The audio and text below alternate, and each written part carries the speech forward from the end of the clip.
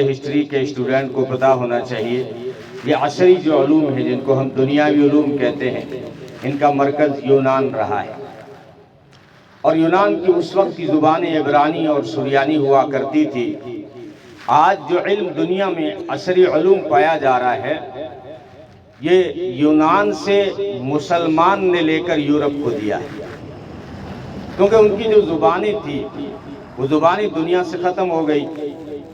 پھر مسلمانوں نے افلاطون، جالینوس، سقراط، بقراط ان کی کتابوں کے ترجمے عربی میں کیے، اور جس وقت اندلس علم کا مرکز تھا اسپین، اس وقت بہت سارے دنیا میں اہل علم مسلمانوں میں پیدا ہوئے۔ الکندی، ابن رشد، الفارابی، البیرونی، یہ بڑے بڑے مسلمان گزرے جنہوں نے یونانی کتابوں کا عربی میں ترجمہ کیا، اور پھر یورپ نے اس علم کو حاصل کرنے کے لیے، حالانکہ جنگلی انسان تھے لیکن علم کو حاصل کرنے کے لیے انہوں نے عربی سیکھی، اس عربی کو پھر انگلش میں ٹرانسفر کیا۔ آج وہ دنیاوی علوم میں اتنی ترقی کر گئے کہ وہ آج ہمیں اپنا اسٹوڈنٹ بھی نہیں مانتے، حالانکہ مسلمان ان کا استاد ہے یورپ کا، لیکن ہم ہو گئے سست۔ ہم نے اپنی حدیں چند محدود کر لی اور اس کو اسی دائرے میں رہنے لگے۔ ہم نے دین اسلام کو ایک مذہب کا تصور دے دیا، چند چیزیں پکڑ لی اور اسی میں جنت ڈھونڈنے لگے۔ تو دوسری قوموں نے جو محنتیں کی، ریسرچ کیا، تحقیق کیا، تو وہ آج دنیا کے استاد بن گئے۔ یہ حکم ہم کو تھا نوجوانوں، قرآن نے ریسرچ کا حکم مسلمانوں کو سب سے پہلے دیا ہے۔ ان فی خلق السماوات والارض واختلاف اللیل والنہار لآیات لأولی الالباب، آسمان اور زمین کی تخلیق میں، رات اور دن کی گردش میں عقل والوں کے لیے بڑی نشانیاں ہیں۔ ان میں ریسرچ کرنے کا حکم تھا۔ والفلک التی تجری فی البحر بما ينفع الناس وما انزل اللہ من السماء، تو یہ قرآن کا حکم تھا۔ ہم نے اس کو سمجھا کہ قرآن صرف جو ہے جہنم سے ڈرانے والی کتاب ہے، یا نماز روزہ زکوٰۃ کا حکم دینے والی کتاب ہے۔ نہیں، قرآن کریم انسان کی پوری زندگی کو سامنے رکھ کے حکم دیتا ہے۔ اس کے حکم کی تہ تک اگرچہ ہم نہ پہنچ پائیں، لیکن اس کے ایک ایک حکم میں اخروی بھلائی بھی ہوتی ہے تو دنیاوی بھلائی بھی ہوتی ہے، دنیاوی بھلائی ہوتی ہے۔ مثلا قرآن کریم کی ایک آیت ہے، والذین کفروا بآیاتنا سوف نصلیہم نارا، کہ جنہوں نے ہماری نشانیوں کا انکار کر دیا، ان قریب ہم انہیں آگ میں ڈالیں گے۔ کلما نضجت جلودہم، جب ان کی چمڑی جل جائے گی تو فوراً ہم دوسری چمڑی لگائیں گے۔ اب یہ ہمارا ذہن کہتا ہے ایک دوزخ کے بارے میں ایک آیت ہے اور ہم ترجمہ پڑھ کے آگے سرسری نکل گئے، لیکن سائنس ناسا یہاں رکا، اس نے یہاں ریسرچ کیا کہ مسلمان کی اسلامک بک، آسمانی کتاب قرآن کریم میں یہ کیوں کہا گیا کہ ہم چمڑی بدل دیں گے فوراً؟ چمڑی بدلنے کی ضرورت کیوں آئی؟ اللہ تعالیٰ سانس ہی نہ نکالتا اور انسان جلتا رہتا آگ کے اندر، تو چمڑی بدلنے کی نوبت کہاں سے آئی؟ تو سائنس آج اس بات پر پہنچ گیا کہ انسان کے جسم میں سب سے زیادہ تکلیف اور درد سہنے کے جو سیل ہوتے ہیں وہ چمڑی میں ہوتے ہیں۔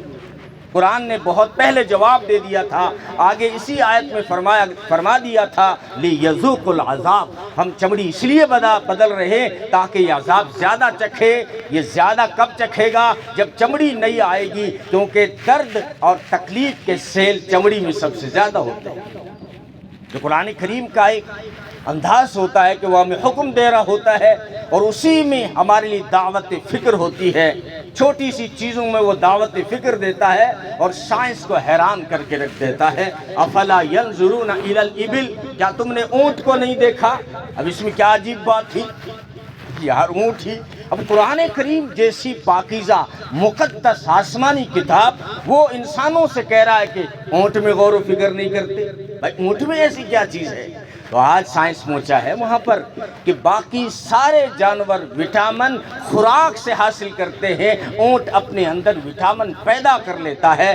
گائے بھینس کا بھی ذکر اس لیے نہیں کیا دعوت فکر میں، حالانکہ دودھ کا ذکر تو کیا ہے۔ جب جانوروں سے تھنوں سے دودھ آتا ہے تو فرمایا غور تو کرو، من بین فرث و دم، یہ دودھ روزانہ خون اور گوبر سے ٹکرا کے آتا ہے۔ یہ کس کی کاریگری ہے کہ تمہارے برتن میں آنے والے دودھ میں وہ خون کی رنگت کو شامل نہیں ہونے دیتا اور گوبر کی بدبو کو شامل نہیں ہونے دیتا۔ کبھی کبھی تھوڑی سی سرخی آ جائے نا دودھ میں تو کہتا ہے کوئی کرا دیو مالی بھینس پر، کوئی کھونٹے میں بور کے چل گیا، کوئی تعویذ کرا دیو، کوئی ٹوٹکو کرا دیو۔ قرآن کہتا ہے یہ دودھ روزانہ خون سے ٹکرا کے آتا ہے، یہ گوبر سے ٹکرا کے آتا ہے، یہ میری کاریگری ہے کہ میں بدبو کو شامل نہیں ہونے دیتا اور خون کی سرخی کو شامل نہیں ہونے دیتا۔ تو بہرحال اونٹ کا کیوں کہا؟ تو کہا کہ باقی جانور اگر 5-7 دن اگر پانی نہیں ملے گا، چارہ نہیں ملے گا تو مر جاتے ہیں، لیکن اونٹ کے اندر اللہ نے یہ صفت رکھی ہے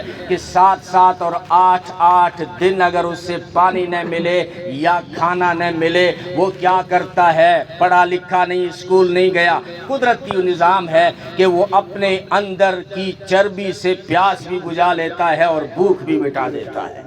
تو قرآن کریم کی آیت ہے، ہمیں غور کرنے کا حکم تھا، ہم نے سائنس کو ایک فالتو چیز سمجھا، مذاق اڑایا۔ سائنس والوں نے کہہ دیا کہ یہ دنیا دھماکے سے ہوئی تھی۔ اہل علم میری بات کو دھیان سے سنیں کہ سائنس نے کہہ دیا کہ یہ دنیا ایک دھماکہ ہوا اور وجود میں آ گئی۔ ہم مسلمانوں نے اس کا مذاق اڑایا کہ یہ کتنے پاگل لوگ ہیں کہ ایک دھماکے سے دنیا کیسے وجود میں آئی۔ قرآن کریم کہہ رہا تھا ان السماوات والارض کانتا رتقا، آسمان اور زمین پہلے آپس میں چپکے ہوئے تھے۔